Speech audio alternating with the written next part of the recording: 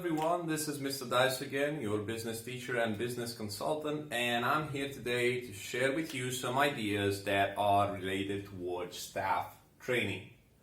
So let's focus now on what we do after we found the ideal candidates that we want to work with.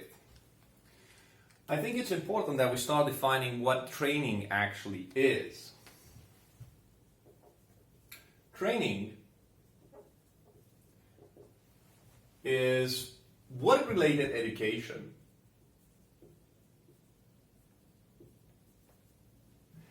that has its aim to increase our employees' skills and efficiency. Okay? Now just imagine how much money and time and people were actually mobilized in order to recruit a candidate, find him or her, have the person specification, have the job description, have the interviews, so on and so forth. And now in this phase 2 that we are right now, we as an HR department need to make sure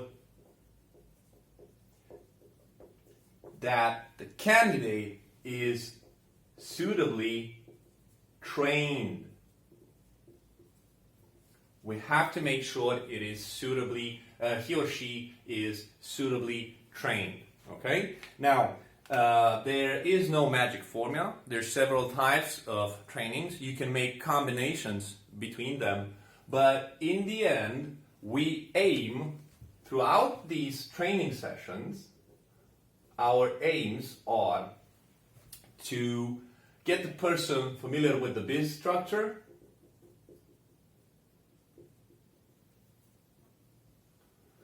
make sure that they're familiar with procedures and policies,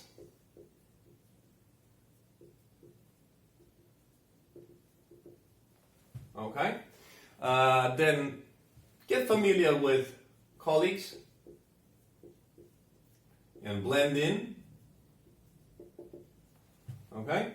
And last but not least, and I would say the most important from a business point of view, become efficient. Start producing. Start bringing plus. Start bringing added value. Start pulling your own weight as a new employee. Now this is a race against the clock, especially when we're thinking about tight budgets. So it's not an easy process. Now, the first type of training, I'd say there are 3 types of trainings, each having advantages and disadvantages. Number 1 would be induction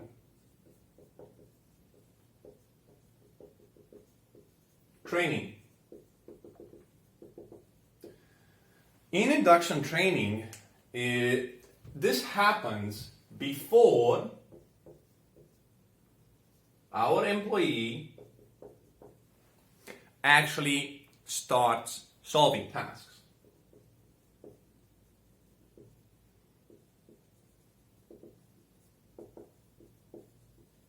Okay? Now, the advantages of putting up such a training for someone that's coming new in the company are quite several. He or she gets familiar with the working system, health and safety. We are very aware as we speak about the fines and problems health and safety, or lack of health and safety, better said, can bring for a company. It can actually tear you apart. So I think health and safety procedures and policies are very important. The business premises, where, what, with whom, okay, and so on and so forth. And it's very important because he or she gets familiar regarding expectations, okay, and it gets to blend in by meeting the colleagues. Good. Now, there is also a downside that comes with putting up resources for such a training, and that would have to do with the fact that it takes time. Now, this time, we know that it means money. So how does this impact or translate into money? So first of all, if you would take a colleague for this new employee to actually perform this induction training, it would slow that colleague down, and this might mean lower output. They need to take half of their day to do this. They're not going to be producing anything. They're going to be sitting over there and talking about the company, about how they do things. So they're going to decrease the output, and that's how time here translates into money. And the other one would be, let's say you don't take that colleague and you leave him over there producing, being productive, doing his or her job, but now you require additional staff. Such as you would have an HR person doing just this because you have massive number of hirings within a year.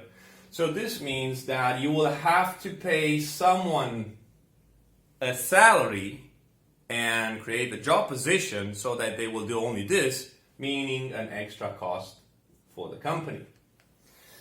So now that we got familiar about what it takes to do this induction training and what it is and what does it bring to the table, we switch to the second type of training, which is on the job training.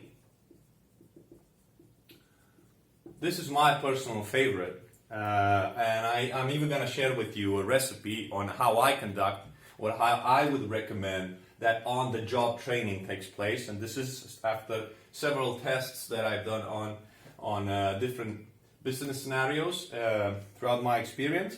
What does this involve? What is on-the-job training? So on-the-job training involves direct instructions at the workplace. Think of this as being directly in the trenches, directly in the mud, okay? So you this is very similar with learning to swim with the sharks, okay? And these direct instructions on the workplace actually aim to show you how the job or tasks get done. Okay? Now, the key person responsible with the on-the-job training, at least in theory, is the department manager. I personally would advise against this because I think there are bigger fish to fry for the department manager, and in the same time, the number one reason I would prefer a more experienced worker is because this employee is already on the trenches, and the tasks that you will have to do as a new employee or as a rookie, this guy, he or she, is for breakfast. So they have a much more hands-on approach, a hands-on experience that they can share with you. Now, when it comes to on-the-job training, I would recommend the following steps. Start with shadowing.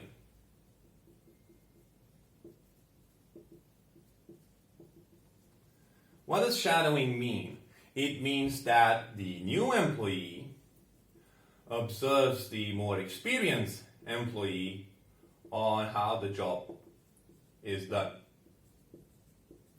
and tries, to memorize processes, steps, look at certain reactions, actions that person must take, and so on and so forth. Now, because they've done this for a while now, and of course what I'm sharing with you over here is highly dependent on how much time, money, and what kind of HR policy and strategy do you have as a company? So this is not a magic formula, this is just a recommendation.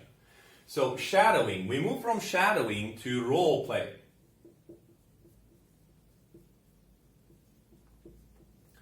Now I would go to him and say, listen, John, you will have to perform in a certain scenario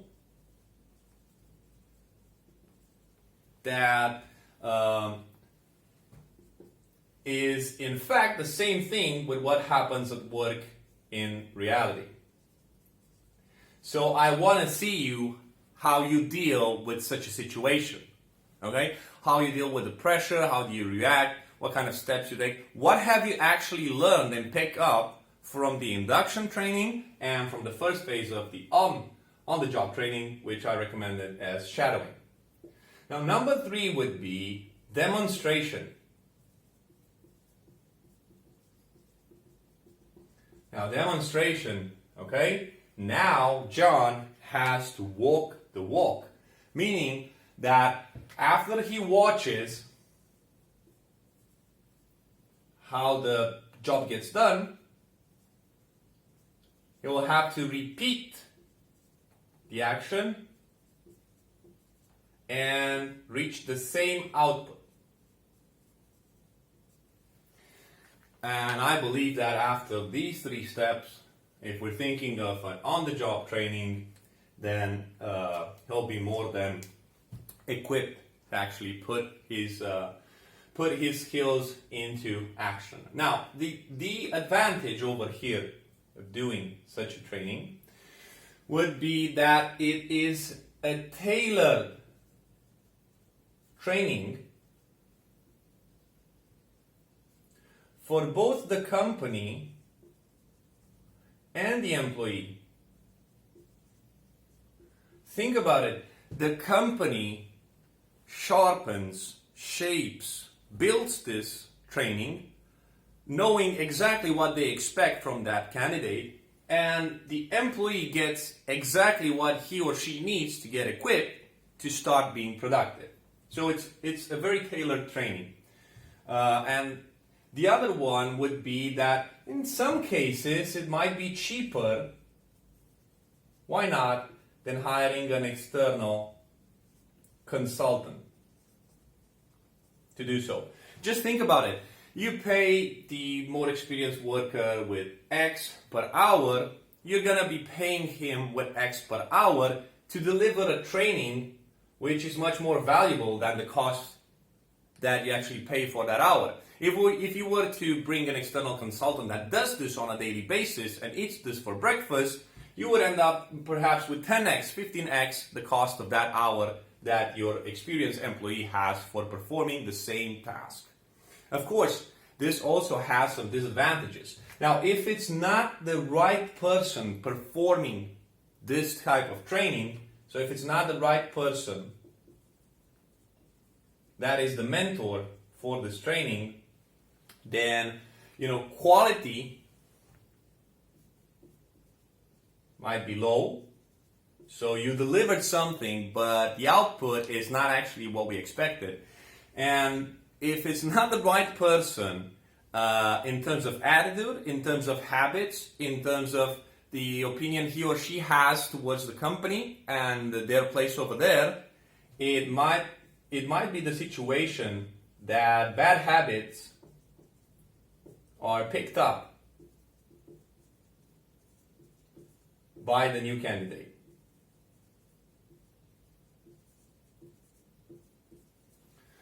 Okay, so you're starting to get familiar with the downsides of that workplace. You start hearing all these kind of gossips.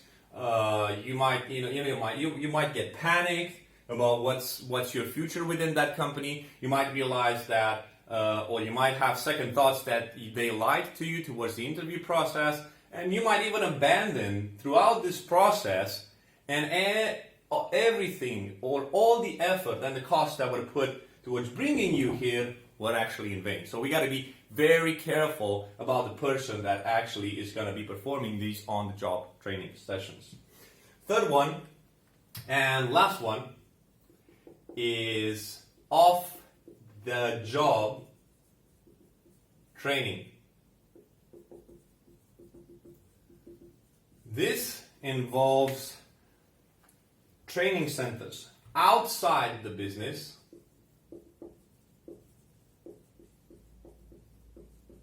and usually in training centers.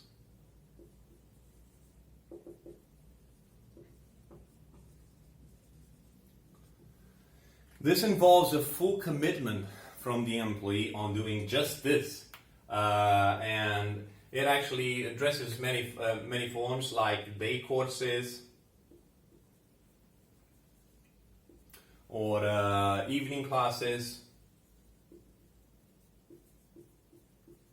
And I think during COVID times it's important to actually say that it's even distance learning.